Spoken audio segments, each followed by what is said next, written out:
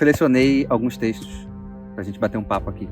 E sempre pensando na perspectiva cotidiana. A ideia de cada reflexão é que a gente consiga puxar e olhar dentro do nosso dia a dia.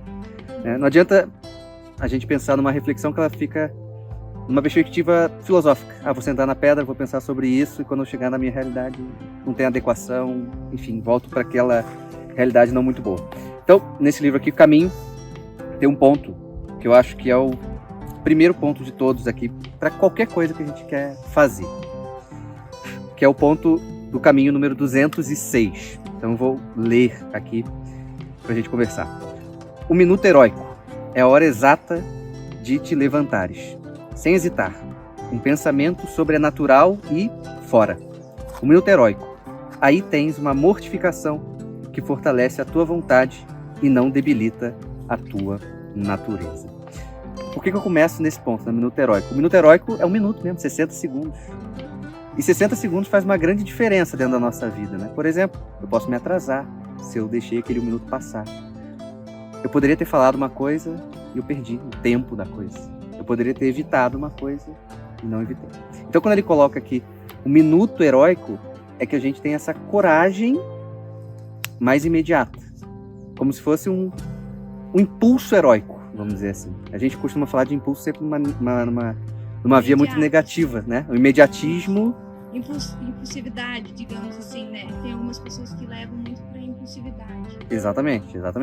E essa impulsividade que as pessoas costumam falar, costuma ser uma impulsividade sempre para algo ruim. Eu sou impulsiva, ou eu sou impulsiva mesmo, né? Vai ficar sempre nessa pegada.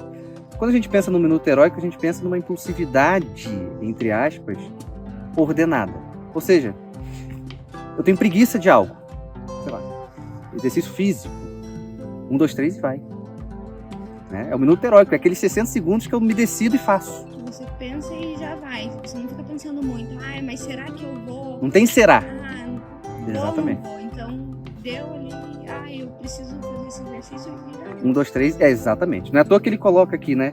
É a hora exata de te levantares, sem hesitar. Ou seja, eu não vou ficar pensando na morte da bezerra, até porque aquilo que a gente já sabe que tem que fazer, eu não preciso ter um raciocínio, como se fosse do zero. Para aquelas pessoas que sabem que tem que estudar, elas não precisam pensar que tem que estudar, elas já sabem, já é uma coisa que já está gravada em algum grau na cabeça deles, né? Só que aqui tem um ponto que eu acho que é digamos assim, uma dica fundamental quando ele coloca, né? Um pensamento sobrenatural e fora. Ou seja, às vezes a nossa vida natural aqui pode não ser muito empolgante mesmo. De repente a minha vida dentro de casa é ruim, no trabalho pode ser ruim, meu chefe pode ser ruim, um parente pode ser ruim. Ou seja, se eu ficar parado pensando nessas pessoas, pode ser que realmente eu não tenha vontade de levantar, eu não tenha vontade de fazer. Mas ele coloca aqui um pensamento sobrenatural. Ou seja, o pensamento sobrenatural a gente pode pensar até no sentido. Se a gente pensar num pai de família que é preguiçoso, às vezes ele vai vencer a preguiça porque ele vai fazer um pensamento sobrenatural que vai transcender a vontade dele de ficar na cama, porque aquele trabalho significa o sustento da esposa, o sustento dos filhos, exatamente, o sustento da família. Então ele tem um pensamento sobrenatural. Rafael, posso ter um pensamento sobrenatural que seja em Deus? Claro. Então quando eu penso que Deus é o autor da minha vida, eu me organizo e falo, calma, então eu vou por Deus aqui, entende? Então eu vou fazer isso. Sim. Quando você começa a colocar uma motivação naquilo, que seja uma motivação real mesmo, que faça com que você realize aquilo. É uma motivação real e igualmente sobrenatural. Porque a gente cai muito na dinâmica sentimentalista, né? O minuto heróico é antissentimentalismo, por exemplo. O que seria um sentimentalismo no exemplo da preguiça? Eu não estou com vontade. Eu não tenho... O meu sentimento não é o melhor, eu não estou empolgado para sair e trabalhar ou para fazer o meu próprio dever. Então, eu não vou. Então, eu não faço. Essa dinâmica desse pensamento sobrenatural que transcende a nossa carne, quando a gente pensa em pensamento sobrenatural, transcendência é porque transcende aquilo que eu sinto no primeiro momento. Ou seja, um pai de família vai trabalhar mesmo cansado porque ele transcende aquela dor, ele transcende aquilo que está acontecendo porque ele tem um bem maior. Então, quando a gente está falando aqui de sem precisar pensar muito, né? E superando, porque a nossa vida, a vida psicologicamente saudável, é uma vida que consegue superar sem negligenciar, aqui é um ponto importante, eu supero o meu momento presente, justamente porque eu tenho um pensamento sobrenatural, eu tenho uma vida que corresponde, vamos dizer assim, com um eco na eternidade, eu supero o momento presente, mas eu não negligencio o momento presente. Tem muita gente que usa do minuto de forma não heróica, negligenciando, ou seja, eu sei que eu tenho que fazer, mas eu vou pensar em qualquer outra coisa, eu vou fazer um movimento completamente contrário porque eu não quero fazer isso aqui. Né? Muitas adições, né, álcool, drogas, por exemplo, funciona muito dessa forma. Aquele minuto desordenado passa a ser o minuto que eu vou me desconectar.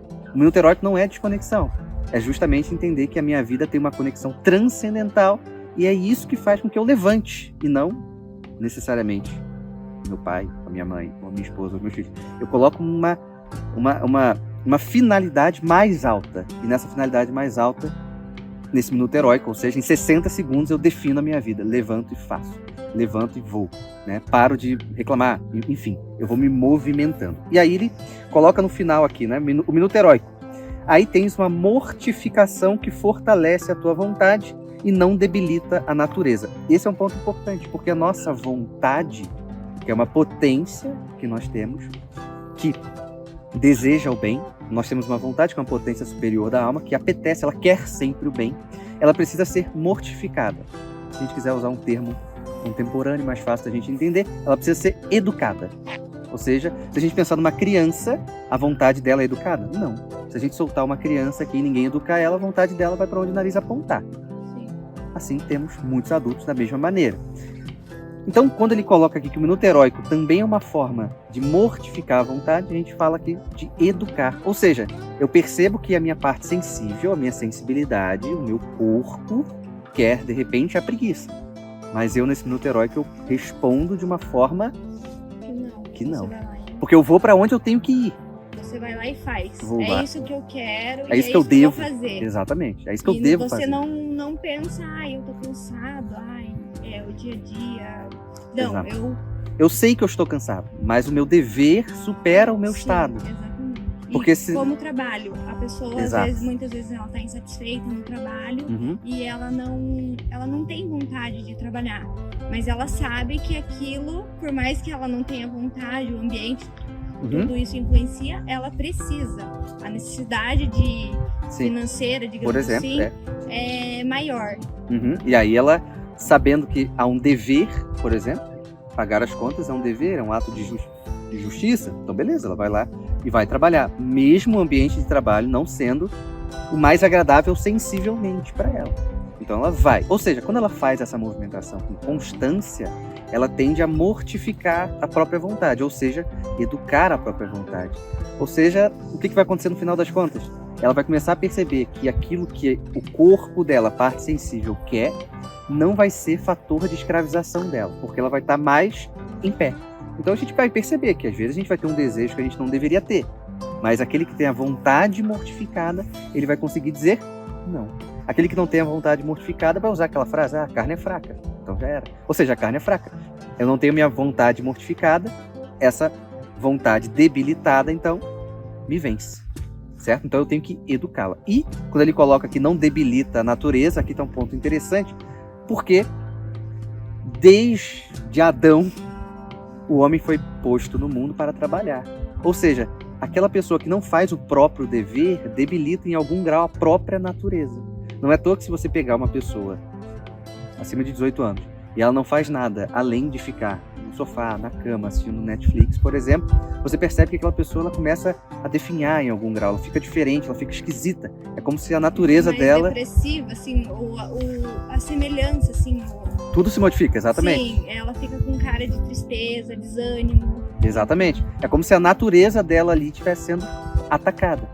Quando ele coloca aqui o minuto heróico, ele está falando, olha, nesse minuto heróico, com um pensamento sobrenatural, vamos conseguir educar a nossa vontade, conseguir fazer um movimento de aperfeiçoar a nossa natureza e não mais nos entregar para as coisas ruins. Vai virar um hábito, exatamente. Né? Vai virar um hábito. Então você vai começar a fazer aquilo diariamente. De forma natural, exatamente.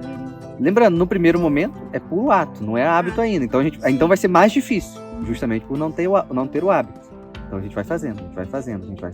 Ou seja, se a gente parar para pensar que em 60 segundos a gente pode salvar a nossa vida ou condenar a nossa vida, a gente tem que começar a perceber que a gente tem que saber usar esse minuto herói. E para a gente usar de uma forma boa, pensamento sobrenatural, que vai me fazer transcender as coisas que estão à minha volta, educar a minha vontade e, finalmente, aperfeiçoar a minha natureza.